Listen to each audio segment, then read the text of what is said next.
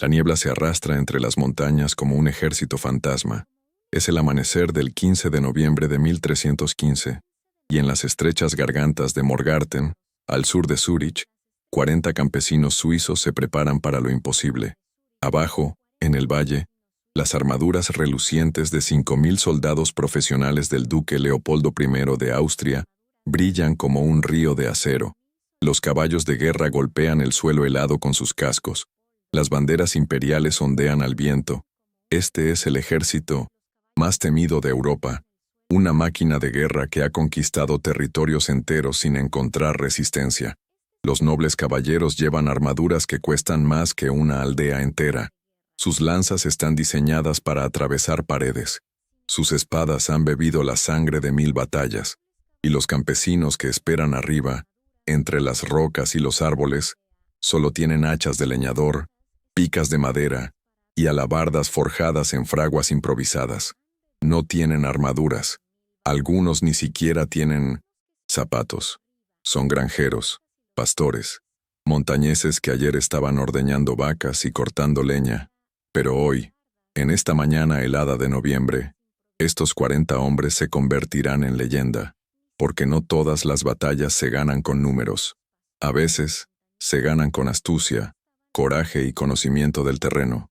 Y lo que está a punto de suceder en Morgarten cambiará el curso de la historia europea para siempre. La historia que estás por escuchar parece sacada de una película épica, pero cada palabra es real. Es la historia de cómo un puñado de campesinos derrotó al ejército más poderoso de su tiempo, usando solo rocas, troncos y valentía.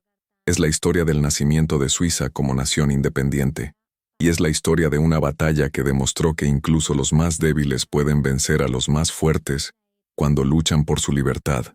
Durante los próximos minutos caminarás por esas montañas nevadas, sentirás el frío cortante del invierno alpino, escucharás el estruendo de las rocas cayendo sobre las armaduras de acero, y verás cómo 40 montañeses escribieron una de las páginas más gloriosas de la historia militar europea. Antes de continuar, déjame preguntarte algo, amigo que me estás viendo desde el otro lado de la pantalla. ¿Desde qué ciudad nos estás viendo? Escríbelo en los comentarios. Me encanta saber que estas historias viajan por todo el mundo hispanohablante, desde Madrid hasta Ciudad de México, desde Buenos Aires hasta Bogotá. Cada comentario me recuerda que las historias de valentía y libertad no tienen fronteras. Así que no seas tímido. Escribe tu ciudad en los comentarios y déjame saber que estás ahí. Para entender cómo 40 campesinos pudieron enfrentar a 5.000 soldados profesionales, necesitamos retroceder algunos años y comprender qué estaba sucediendo en las montañas de Suiza a principios del siglo XIV. En aquella época, Suiza no existía como país. Era solo un conjunto de valles alpinos poblados por comunidades de pastores y agricultores que vivían bajo la sombra del Sacro Imperio Romano Germánico. Pero estos no eran campesinos ordinarios. Los habitantes de los cantones de Uri, Schwyz y Unterwalden eran montañeses duros, forjados por un clima implacable y un terreno que no perdona errores. Vivían en un mundo vertical, donde cada paso podía significar la diferencia entre la vida y la muerte, donde las avalanchas podían borrar aldeas enteras en segundos, donde el invierno duraba 6 meses y la supervivencia dependía de la cooperación y el ingenio. Estas comunidades habían desarrollado un sentido feroz de independencia. No tenían nobles que los gobernaran, no tenían castillos imponentes, ni señores feudales que les dijeran qué hacer. Se gobernaban a sí mismos mediante asambleas comunales, donde cada hombre libre tenía voz y voto. Era una forma de democracia primitiva, radical para su época, y los poderosos de Europa la veían con desconfianza y desprecio. La Casa de Habsburgo, la familia noble más poderosa del imperio, tenía otros planes para estos valles alpinos. El paso de San Gotardo que atravesaba las montañas suizas era la ruta comercial más importante entre el norte y el sur de Europa. Quien controlara ese paso controlaba el comercio, los impuestos y, por ende, una fortuna incalculable. Los Habsburgo no solo querían ese territorio por dinero, también era una cuestión de orgullo. Estos campesinos andrajosos, Estos montañeses que se atrevían a gobernarse a sí mismos eran una afrenta para el orden feudal establecido. Eran un mal ejemplo que podía inspirar a otros siervos y campesinos a rebelarse contra sus señores. Había que aplastarlos, humillarlos, recordarles su lugar en el mundo. En 1291, las tres comunidades de Uri, Schwyz y Unterwalden habían firmado un pacto secreto. La Carta Federal, como se conoció después, era un acuerdo de ayuda mutua. Si algún enemigo externo atacaba a uno de ellos, los otros dos acudirían en su defensa. Era un acto de rebeldía desesperada. El grito de los débiles que sabían que unidos tenían una oportunidad, pero separados estaban condenados. Los Habsburgo intentaron someter a estos rebeldes mediante la presión económica, las amenazas legales y la intimidación militar, pero los montañeses resistieron. Y con cada acto de resistencia, su reputación crecía. Otros valles comenzaron a mirarlos con admiración. La chispa de la libertad se estaba convirtiendo en llama. En 1314, el imperio se sumergió en una crisis de sucesión. Dos candidatos reclamaban el trono imperial, Luis IV de Baviera y Federico de Habsburgo. Los confederados suizos, sabiendo que un emperador Habsburgo significaría su destrucción, apoyaron a Luis. Fue un error calculado, porque Federico de Habsburgo no olvidaba ofensas, y su hermano, el duque Leopoldo I de Austria, era aún más vengativo. Y entonces, en 1315, sucedió el incidente que desencadenaría todo. Los hombres de Schwyz, hartos de los abusos de la abadía de Einsiedeln, que servía a los intereses de los Habsburgo, atacaron el monasterio, saquearon sus almacenes, quemaron sus registros de impuestos y humillaron a los monjes que habían estado oprimiendo a los campesinos locales durante décadas. La noticia llegó a oídos del duque Leopoldo como una bofetada. No solo habían desafiado su autoridad, habían atacado una institución religiosa, lo cual en aquella época era casi como declarar la guerra a Dios mismo. Leopoldo reunió a sus nobles y declaró que era hora de terminar con la rebelión suiza de 1900. Una vez por todas, movilizaría el ejército más grande jamás visto en esas montañas. Marcharían hacia Schwyz, arrasarían cada aldea, colgarían a los líderes rebeldes y venderían al resto como esclavos. Sería una lección que Europa entera recordaría durante siglos. Los espías confederados trajeron noticias aterradoras. El ejército de Leopoldo era colosal para los estándares de la época, entre 3.000 y 5.000 soldados profesionales, aunque algunas crónicas hablan de números aún mayores. La mayoría eran caballeros pesados, la élite militar de Europa medieval.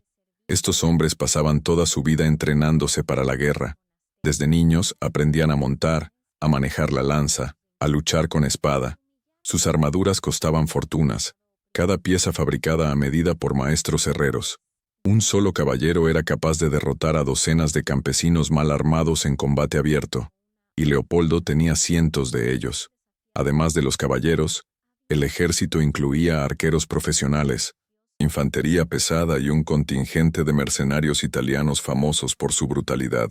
Llevaban estandartes bordados con oro, trompetas de batalla, sacerdotes para bendecir sus armas. Era un espectáculo de poder diseñado para intimidar tanto como para destruir. Las aldeas suizas entraron en pánico. Las mujeres y los niños fueron evacuados hacia los valles más profundos y las cuevas de las montañas. Los ancianos escondieron lo poco de valor que poseían. Los hombres jóvenes se reunieron en las plazas de las aldeas con sus herramientas convertidas en armas improvisadas. La desesperación era palpable. Sabían que enfrentar a ese ejército en campo abierto sería un suicidio. No tenían entrenamiento militar formal. No tenían armaduras. Muchos ni siquiera habían estado en una pelea real. Eran granjeros, no guerreros, pero conocían algo que los nobles caballeros no conocían. Conocían las montañas. Conocían cada sendero, cada garganta estrecha, cada lugar donde el terreno se volvía traicionero. Conocían cómo se comportaban las rocas cuando caían por las pendientes, cómo los sonidos engañaban en los valles, donde la niebla era más densa y donde el hielo hacía imposible mantener el equilibrio. Un líder emergió entre ellos. Las crónicas no se ponen de acuerdo en su nombre. Algunos lo llaman Lothold, otros simplemente lo describen como un montañés experimentado, pero todos coinciden en que tenía una visión clara. No podían ganar con fuerza, pero podían ganar con astucia. El Sindoset plan era audaz hasta la locura. Dejarían que el ejército de Leopoldo entrara en territorio suizo. No tratarían de detenerlos en la frontera. Los atraerían hacia una trampa natural, el estrecho paso entre el monte Morgarten y el lago Ageri. Era un corredor de apenas unos metros de ancho, flanqueado por pendientes pronunciadas a un lado y el lago helado al otro. Un lugar donde la superioridad numérica no importaba, donde los caballos de guerra se convertían en una desventaja, donde un puñado de hombres podía hacer tanto daño como un ejército entero. Durante días, los confederados trabajaron en secreto, cortaron árboles y los dejaron preparados en lo alto de las pendientes, listos para ser empujados ladera abajo. Amontonaron rocas del tamaño de cabezas humanas en posiciones estratégicas, estudiaron las rutas de escape, ensayaron sus movimientos, prepararon cada detalle y esperaron. El 14 de noviembre de 1315, los exploradores trajeron la noticia. El ejército de Leopoldo había cruzado la frontera y se dirigía hacia Schwyz, por el paso de Morgarten. Llegarían al amanecer del día siguiente. Esa noche, 40 hombres se reunieron en las alturas sobre el paso. Algunos eran padres de familia, otros eran apenas adolescentes. Todos sabían que probablemente no sobrevivirían hasta el mediodía, pero también sabían que si no detenían a ese ejército, sus familias serían esclavizadas o masacradas. Rezaron a su manera, sin sacerdotes ni ceremonias elaboradas. Se despidieron mentalmente de sus seres queridos y esperaron a que amaneciera, con el estómago retorcido por el miedo y la determinación ardiendo en sus pechos. La madrugada del 15 de noviembre trajo una niebla espesa que cubría el valle como un manto fantasmal. Era el tipo de niebla que los montañeses conocían bien, la que confunde los sonidos y hace que sea imposible ver más allá de unos pocos metros. Era perfecta para una emboscada. Desde su posición en las alturas del monte Matligursh, los 40 confederados podían escuchar el ejército de Leopoldo mucho antes de verlo. Primero fue un murmullo distante, como el rumor de un río. Luego se convirtió en un estruendo de cascos de caballos, el tintineo de armaduras, las órdenes gritadas por los comandantes, el sonido de miles de hombres avanzando con la confianza de quien sabe que es invencible. El duque Leopoldo cabalgaba al frente de su ejército, rodeado por sus nobles más leales. Llevaba su armadura más fina, con el escudo de armas de los Habsburgo brillando en su pecho. Su plan era simple y directo: marchar hacia Schwyz, destruir la aldea, colgar a sus líderes y mostrar a toda Europa qué sucedía cuando los campesinos desafiaban a sus señores naturales. No esperaba resistencia seria. ¿Qué podían hacer unos montañeses andrajosos contra la flor innata de la caballería europea? La vanguardia del ejército entró en el estrecho paso entre Morgarten y el lago Egeri. Era una formación larga y vulnerable, estirada como una serpiente. Los caballeros iban al frente, sus caballos de guerra avanzando con dificultad por el sendero estrecho y rocoso. Detrás venían los arqueros y la infantería. La niebla era tan densa que los que iban al frente no podían ver a los que iban atrás. Los montañeses esperaron. Dejaron que la vanguardia pasara. Dejaron que el grueso del ejército se metiera completamente en la trampa. Esperaron hasta que el paso estuvo lleno de soldados, hasta que retroceder fuera imposible, hasta que el enemigo estuviera exactamente donde querían. Entonces, uno de los confederados alzó su cuerno de guerra y sopló una nota larga y estridente, que atravesó la niebla como un grito de venganza, y el infierno se desató sobre el ejército imperial. Desde lo alto del Matligursh, los montañeses empujaron los troncos preparados. Los árboles rodaron ladera abajo con un estruendo terrible, ganando velocidad, saltando sobre las rocas. Detrás vinieron las rocas, docenas de ellas, del tamaño de barriles, rodando y rebotando con una furia imparable. El primer caballero murió sin siquiera ver qué lo golpeó. Un tronco lo alcanzó de lleno, arrancándolo de su silla y aplastándolo contra el suelo. Su caballo, aterrado, se encabritó y cayó de lado, bloqueando el camino. Otros caballeros, incapaces de detenerse a tiempo, chocaron contra él. Las rocas continuaron cayendo, golpeando armaduras con un sonido metálico ensordecedor, quebrando huesos, matando caballos. En segundos, la vanguardia ordenada se convirtió en un caos absoluto. Los caballeros gritaban órdenes que nadie podía escuchar. Los caballos relinchaban de terror. Los que intentaban retroceder chocaban con los que venían detrás. Y entonces, emergiendo de la niebla como espectros, los montañeses bajaron por la pendiente. No eran muchos, apenas 40, pero venían con la furia de hombres que no tienen nada que perder. Sus alabardas, esas armas improvisadas que combinaban un hacha, una lanza y un gancho, eran perfectas para este tipo de combate. Los caballeros, montados en caballos aterrados, atrapados en un espacio estrecho, no podían maniobrar, no podían cargar, no podían usar su entrenamiento superior. Estaban indefensos. Un montañés se lanzó contra un caballero, usando su alabarda para engancharlo por el cuello y arrancarlo de su montura. El noble cayó al suelo con un estruendo metálico. Antes de que pudiera levantarse, el golpe de un hacha atravesó una juntura de su armadura. Otro caballero intentó defender a su compañero, pero su caballo resbaló en las rocas mojadas y cayó al lago helado. El peso de su armadura lo arrastró hacia el fondo. Sus gritos duraron apenas unos segundos. Los montañeses luchaban como lobos, moviéndose en grupos pequeños, atacando los flancos vulnerables de los caballeros, desapareciendo en la niebla antes de que pudieran responder. No era un combate honorable según las reglas de la caballería. Era brutal, salvaje, desesperado, pero funcionaba. Leopoldo, desde su posición más atrás en la columna, intentó desesperadamente organizar una contraofensiva. Gritó órdenes, pero sus palabras se perdían en el caos. Algunos de sus mejores caballeros intentaron cargar montaña arriba hacia los atacantes, pero los caballos no podían trepar por la pendiente empinada. Se resbalaban, caían, rodaban hacia atrás.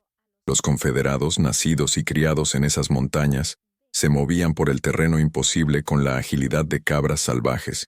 Para ellos, esas pendientes mortales eran su hogar. Los atacaban desde arriba, desde los lados, y desaparecían antes de que los caballeros pudieran siquiera levantar sus espadas. La batalla, si es que podía llamarse así, duró menos de 2 horas. Pero para los soldados del ejército imperial, debió sentirse como una eternidad. El ejército más poderoso de Europa estaba siendo masacrado por campesinos en un callejón montañoso. La moral se desintegró. Los que podían, huían. Los que no podían, morían. El lago Egery se tiñó de rojo con la sangre de cientos de soldados que, en su desesperación por escapar, se lanzaron al agua helada. Las armaduras que los protegían en batalla se convirtieron en anclas que los arrastraban al fondo. Las crónicas hablan de cuerpos flotando en el lago durante días después de la batalla. A las 9 de la mañana, todo había terminado. El ejército de Leopoldo había sido destruido. 1500 soldados profesionales yacían muertos o agonizantes en el estrecho paso. Otros se ahogaron en el lago. Los supervivientes, incluido el propio duque, huyeron despavoridos hacia Austria, perseguidos por los gritos triunfales de los montañeses. Los confederados suizos habían perdido 14 hombres. 14, de los 40 que habían iniciado la emboscada. Era una victoria tan completa, tan absoluta, que incluso ellos apenas podían creerlo. Cuando la niebla se disipó y el sol del mediodía iluminó el campo de batalla, los confederados contemplaron lo que habían logrado. El estrecho paso de Morgarten estaba cubierto de cadáveres. Caballeros que, ayer eran la personificación del poder militar europeo, yacían rotos entre las rocas. Sus magníficas armaduras, que habían costado fortunas, estaban abolladas y manchadas de sangre. Sus estandartes orgullosos flotaban en el lago helado como banderas de rendición. El silencio que siguió a la batalla era ensordecedor. Los montañeses caminaban entre los cuerpos, aturdidos por lo que habían logrado. Algunos lloraban, Otros rezaban. Otros simplemente se sentaban en las rocas, temblando por la descarga de adrenalina. Habían enfrentado al ejército más temido de Europa y habían ganado, no con honor caballeresco ni formaciones elegantes, sino con astucia, coraje y conocimiento del terreno. Las noticias de la victoria se extendieron por los valles alpinos como un incendio. Los mensajeros corrieron de aldea en aldea, gritando lo imposible. Habían derrotado a los Habsburgo. Los campesinos, que habían pasado días escondidos en cuevas temiendo lo peor, emergieron incrédulos. Las mujeres abrazaban a sus hombres que regresaban. Los niños miraban con ojos grandes a los héroes que habían salvado sus hogares. Las campanas de las iglesias repicaron en celebración. Pero los líderes confederados sabían que la victoria en Morgarten era solo el principio. Los Habsburgo no olvidarían esta humillación. Regresarían con ejércitos aún más grandes, sedientos de venganza. Los montañeses habían ganado una batalla, pero la guerra por su libertad apenas comenzaba. Un mes después de la batalla, en diciembre de 1315, los representantes de Uri, Schwyz y Unterwalden se reunieron en la pradera de Brunnen, junto al lago de los Cuatro Cantones. Allí, renovaron solemnemente el pacto de 1291, comprometiéndose a defenderse mutuamente contra cualquier enemigo externo. Pero esta vez el juramento tenía un peso diferente. Ya no era solo un acto de resistencia desesperada, era la declaración de nacimiento de una nación. Los confederados comenzaron a prepararse para la inevitable respuesta de los Habsburgo. Fortificaron los pasos de montaña, entrenaron milicias en cada aldea, establecieron un sistema de señales de fuego que podía movilizar a todo el país en cuestión de horas. Enviaron emisarios a otros valles alpinos, invitándolos a unirse a la confederación, y uno por uno, otros territorios respondieron. Lucerna se unió en 1332, atraída por la promesa de libertad y protección mutua. Zúrich siguió en 1351, trayendo consigo considerable poder económico y militar. Glaris y Zug se sumaron poco después. La pequeña alianza de tres valles montañosos estaba creciendo, convirtiéndose en algo que Europa nunca había visto antes. Una confederación de comunidades libres que se gobernaban a sí mismas, sin reyes ni nobles que las controlaran. Los Habsburgo intentaron varias veces recuperar el control. En 1386, 71 años después de Morgarten, enviaron otro ejército enorme para aplastar a los rebeldes en la batalla de Sempach. Una vez más, los suizos ganaron contra pronóstico. En 1388, en Minnesota, la batalla de Neffels, apenas 300 confederados derrotaron a 6.000 soldados austríacos. Cada victoria reforzaba la leyenda de los montañeses invencibles. La fama de los guerreros suizos se extendió por toda Europa. Su táctica de luchar en formaciones compactas, usando alabardas y picas largas, revolucionó la guerra medieval. La infantería, durante siglos considerada inferior a la caballería, había demostrado que podía derrotar a los nobles caballeros. Era un cambio de paradigma que transformaría los campos de batalla europeos durante los siguientes 2 siglos, pero la importancia de Morgarten trasciende lo puramente militar. Fue el momento en que un grupo de campesinos dijo, «Basta», al feudalismo. Fue la prueba de que la libertad valía la pena luchar por ella, sin importar cuán imposibles fueran las probabilidades. Fue la semilla de la que brotaría la Suiza moderna, con su tradición de independencia, neutralidad y democracia directa. Los montañeses de Morgarten no lucharon por gloria ni riqueza. Lucharon porque querían gobernarse a sí mismos, criar a sus hijos en paz, trabajar sus tierras sin que nobles distantes les robaran el fruto de su trabajo. Lucharon por algo que para ellos era más valioso que la vida misma, la libertad, y ganaron. El duque Leopoldo I de Austria nunca se recuperó realmente de la humillación de Morgarten. Las crónicas de la época cuentan que pasó el resto de sus días obsesionado con vengar la derrota, pero nunca reunió el coraje o los recursos para intentarlo. Su ejército, que había partido confiado en una victoria rápida y fácil, regresó destrozado, perseguido por el fantasma de 40 campesinos que habían hecho lo imposible. Los nobles europeos recibieron la noticia de la derrota con incredulidad y horror. Era impensable que la caballería, la flor de la nobleza europea, hubiera sido derrotada por hombres sin títulos ni escudos de armas.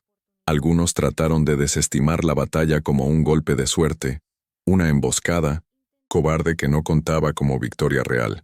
Pero en el fondo, todos comprendían el mensaje aterrador que Morgarten enviaba.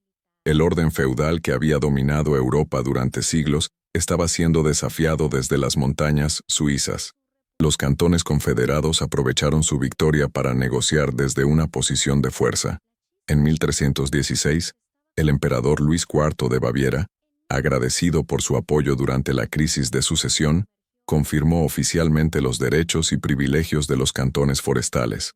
Era un reconocimiento imperial de su autonomía, algo que los Habsburgo nunca habían querido conceder.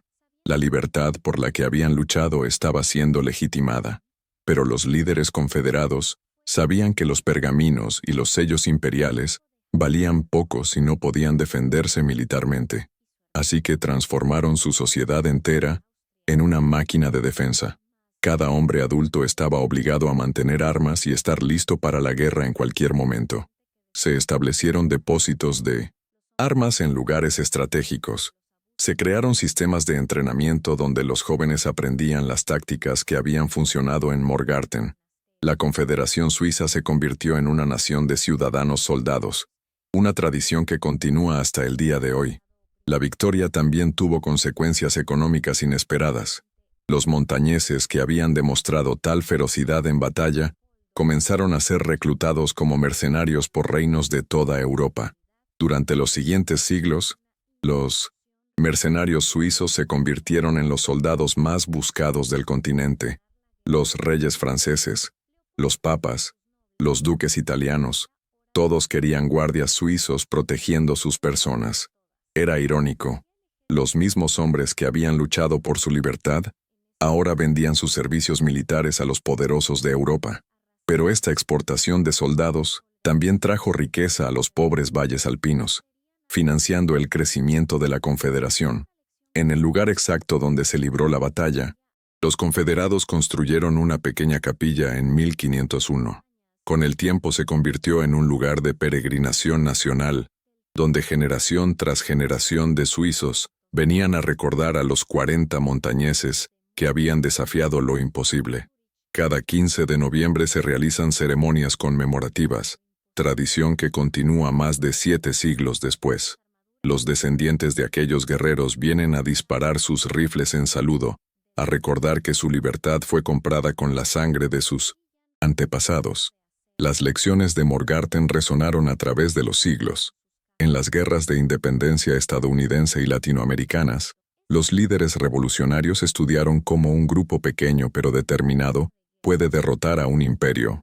Los teóricos militares analizaron la batalla como un ejemplo perfecto de cómo usar el terreno en tu favor, de cómo la movilidad y el conocimiento local pueden compensar la inferioridad numérica. Morgarten demostró que las guerras no siempre las ganan los ejércitos más grandes o mejor equipados, sino los que luchan por algo en lo que creen profundamente. Pero tal vez el legado más importante de Morgarten es lo que representa para el espíritu humano. En un mundo donde el poder y la riqueza parecen dictar quién gana y quién pierde, donde los débiles son aplastados por los fuertes, Morgarten nos recuerda que el coraje y la determinación pueden cambiar el curso de la historia. Esos 40 montañeses no tenían razón para creer que podían ganar. Todas las probabilidades estaban en su contra, pero lucharon de todas formas, porque sabían que algunas cosas valen más que la vida misma. Hoy, Suiza es conocida en todo el mundo como un país de paz, neutralidad y prosperidad. Pero esa paz fue construida sobre la base de lo que sucedió en Morgarten. Fue construida sobre el ejemplo de hombres que prefirieron morir de pie que vivir de rodillas. Fue construida sobre la comprensión de que la libertad es algo que debe ser defendido constantemente, con sangre si es necesario, y que nunca debe darse por sentado. Los turistas que visitan el lugar de la batalla hoy encuentran un paisaje hermoso y sereno. El lago Egery brilla bajo el sol alpino. Las montañas se elevan majestuosas a su alrededor. Es difícil imaginar que este lugar tranquilo fue una vez el escenario de una carnicería, que estas aguas pacíficas se tiñeron de rojo con la sangre de miles de hombres. Pero la historia está ahí, grabada en las rocas y susurrada por el viento que baja de las montañas. Y si escuchas con atención, casi puedes oír el eco de aquel cuerno de guerra que señaló el inicio de la emboscada. El grito de batalla de hombres que sabían que estaban haciendo historia. La batalla de Morgarten se convirtió en el mito fundacional de Suiza, la historia que se cuenta de generación en generación para recordar quiénes son como pueblo. Pero con el paso de los siglos, la historia real se mezcló con la leyenda.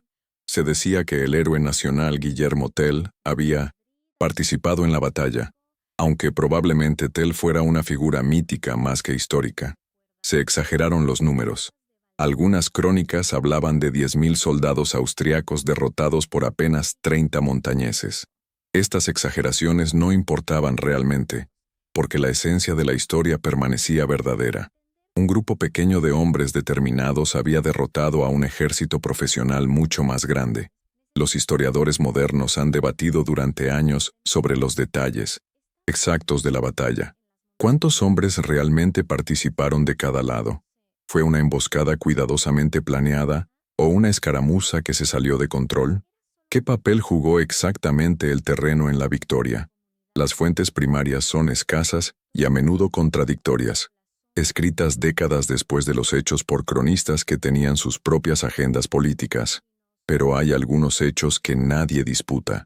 Los confederados suizos derrotaron al ejército de Leopoldo I de Austria en 1900. Noviembre de 1315. Lo hicieron utilizando el terreno montañoso a su favor y ejecutando una emboscada devastadora. Las bajas austriacas fueron enormes en comparación con las de los confederados.